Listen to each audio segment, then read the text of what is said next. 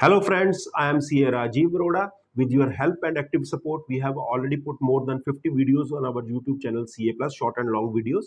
And last video, detailed video, we put about the submission of form 15G and 15H. If you have not liked watched our video, request you to kindly watch our YouTube channel CA Plus and like and subscribe our YouTube channel CA Plus. And अब किसी को business setup करना होता है तो सबसे पहले उसके मन में एक इंपॉर्टेंट क्वेश्चन आता है कि बिजनेस का कॉन्स्टिट्यूशन क्या होना चाहिए। तो इस सीरीज में हमने कुछ वीडियोस पहले डाले हैं। तो firstly we started about the sole proprietorship. अगर आपको अकेले बिजनेस सेटअप करना है तो सोल प्रोप्राइटरशिप के क्या एडवांटेजेस और क्या डिसएडवांटेजेस हैं और उसका टैक्सेशन क्या होता है। Then we discussed about the HUF। तो हिंदू अनडिवाइडेड फैमिली फॉर्म करने के एडवांटेजेस क्या है, डिसएडवांटेजेस क्या है और कौन लोग HUF को फॉर्म कर सकते हैं और उसका फॉर्मेशन का प्रोसेस क्या है।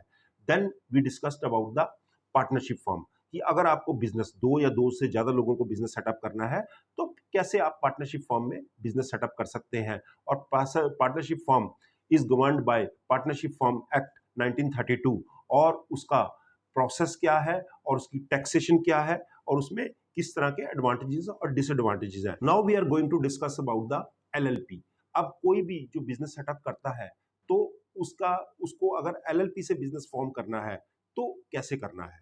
तो in this video we are going to discuss about the formation of LLP। LLP is governed by limited liability partnership. Limited liability partnership is governed by partnership limited liability partnership act 2008। अब जो basic difference होता है LLP और partnership firm में क्या होता है। तो नॉर्मल जो पार्टनरशिप फर्म है it is governed by partnership firm act 1932 और जो LLP है it is governed bye LLP act 2008। और जो पार्टनरशिप फर्म है वो रजिस्ट्रार ऑफ फर्म्स के पास आप रजिस्टर्ड करवा सकते हैं और आप अनरजिस्टर्ड फर्म से भी पार्टनरशिप फर्म सेटअप कर सकते हैं। लेकिन LLP इज गवर्न्ड बाय जो है वो MCA के अंडर होती है और LLP फर्म रजिस्टर भी MCA के अंडर होती है।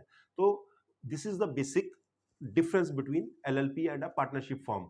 और जो LLP है उसमें नॉर्मल पार्टनरशिप फर्म के और प्राइवेट लिमिटेड कंपनी या लिमिटेड कंपनी के दोनों के एडवांटेजेस हैं। Means it is a partnership firm but with a limited liability. तो this we discussed about the LLP और उसके जो राइट्स एंड ड्यूटीज होते हैं वो LLP जो एग्रीमेंट होता है उससे गवर्न होते हैं। तो initially you have to draft a LLP agreement. Now we are going to discuss about the advantages and disadvantages of the LLP। It's a separate legal entity. Means कि जो partners हैं उनकी आइडेंटिटी सेपरेट है और LLP की entity separate है। तो LLP का जब आप LLP फॉर्म करते हैं तो आपका जो पैन कार्ड होता है वो भी अलग से आता है। तो दैट मीन्स कि हर जगह पे it is a separate legal entity compare to the partners. और second benefit, important benefits about the LLP is it has a partners have a limited liability.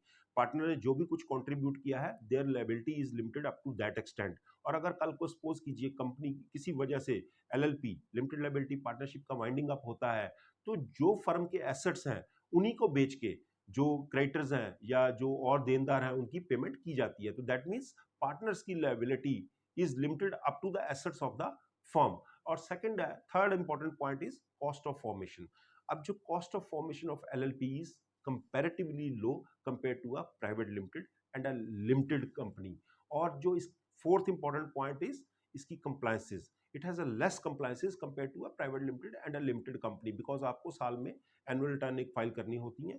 तो इसलिए इसकी compliances compare to a normal private limited and limited company less है।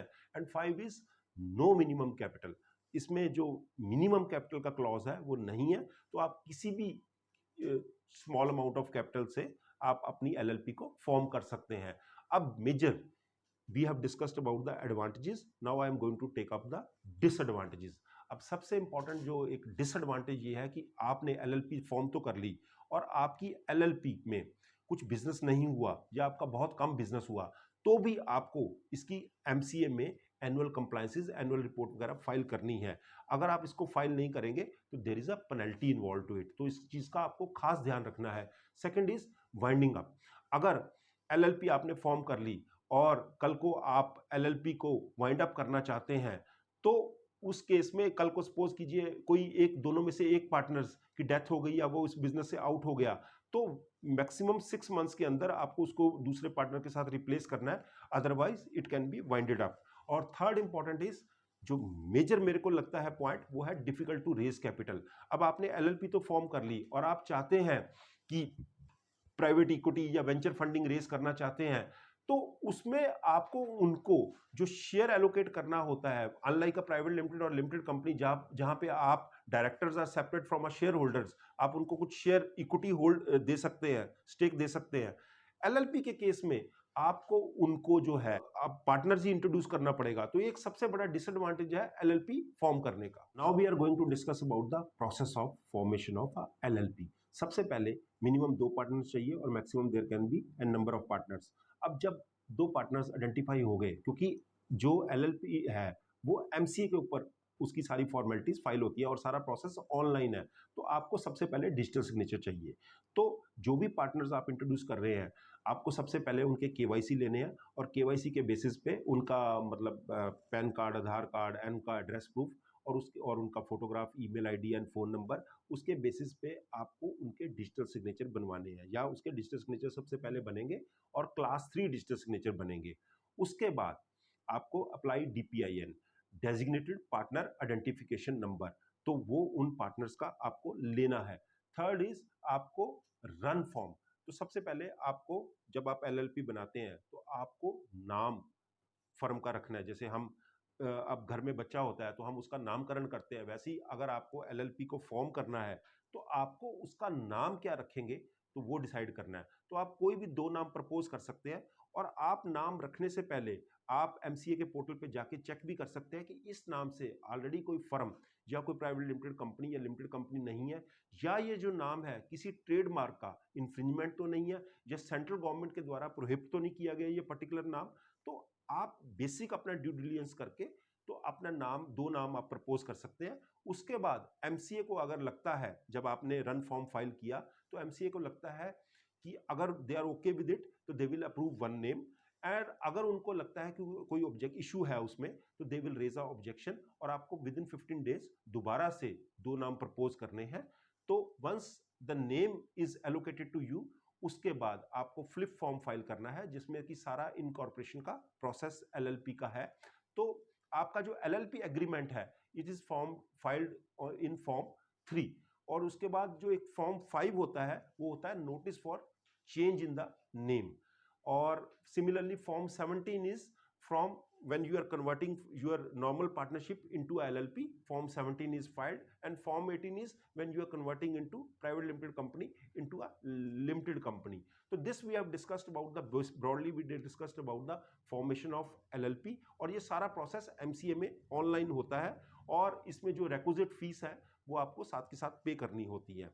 तो in this video we have discussed about the why LLP is important, उसके क्या disadvantages है, advantages है, and what is the process of formation of LLP. अब LLP की taxation, LLP की जो टैक्सेशन है वो मैंने अपने पुराने वीडियो जब मैंने डाला था अबाउट द पार्टनरशिप फॉर्म, तो मैंने डिटेल्ड में उसमें टैक्सेशन इशू के बारे में और क्या रेमुनेशन होता है और कितना अलाउड होता है, कितना डिसअलाउड होता है, तो सारी टर्म्स एंड कंडीशन के बारे में मैंने डिटेल से डिस्कशन की थी। अगर आपने मेरा वो वीडियो नहीं देखा है तो आप मेरे YouTube चैनल CA+ पे जाके उस डिटेल्ड वीडियो को अगेन देख सकते हैं, because basically difference between LLP and partnership is same, only जो पार्टनरशिप फॉर्म है it is governed by partnership act 1932 और LLP is governed by limited liability act 2008।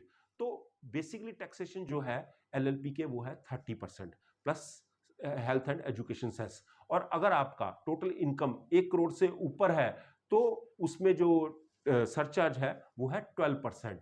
इसके अलावा जो इंटरेस्ट ऑन कैपिटल है वो आप मैक्सिमम 12% तक दे सकते हैं, और आप राइट एंड लायबिलिटीज आप जो है पार्टनर्स की वो आप पार्टनरशिप एग्रीमेंट के अंदर डिफाइन कर सकते हैं। और इसके अलावा जो आपका रेम्यूनरेशन है टू द वर्किंग पार्टनर्स वो अप टू 3 लाख जो है, और in case of a loss 1,50,000 और 90% of the book profits whichever is higher, और उससे अबव का जो रेम्यूनरेशन है is allowed at the rate of 60%, बाकी डिसअलाउड होता है। तो इसके ऊपर मेरा detailed video as we I have already discussed वो यूट्यूब के ऊपर पार्टनरशिप वाला पड़ा है। तो this was about the LLP। its formation, its taxation, its advantages and disadvantages, and request you, if you have still not subscribed to our YouTube channel, request you to go and subscribe our YouTube channel CA Plus, because it motivates us to make more videos like this. And we assure you, with your continued support, we will continue putting it up more and more videos on the financial and taxation field, and which will be informative.